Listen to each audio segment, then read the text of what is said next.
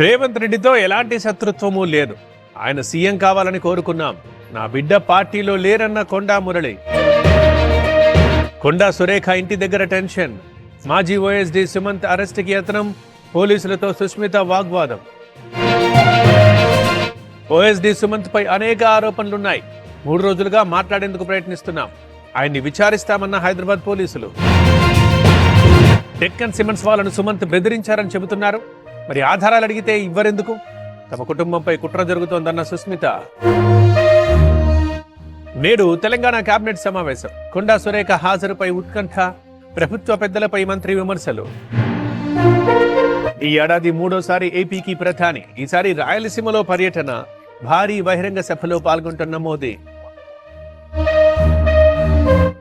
అనుమతి లేకుండా మీడియాతో మాట్లాడొద్దు. కాకినాడలో వర్మను కంట్రోల్ చేశాం.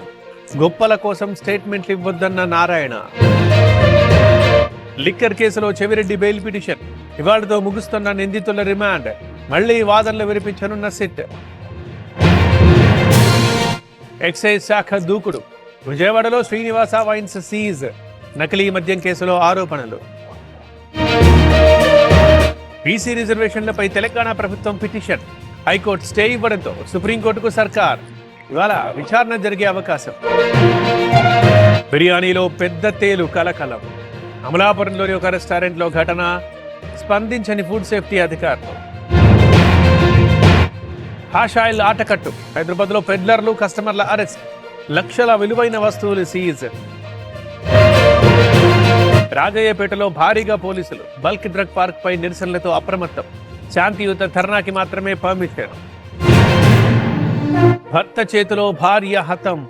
ఆలస్యంగా నిజం వెలుగులోకి. బెంగళూరులో నిందితుడి అరెస్ట్. రాజమండ్రి అయ్యప్ప ఆలయంలో రద్దీ. శరణు ఘోషతో మారుమోగుతున్న టెంపుల్. భారీగా తరలివచ్చిన స్వాములు. వాడపల్లిలో ఘనంగా బ్రహ్మోత్సవాలు. ఆలయానికి పోటెత్తిన భక్తజనం. ఇవాళ రాజాధిరాజా అలంకారం. ఏపీలోని పలు జిల్లాలకు వాన సూచన.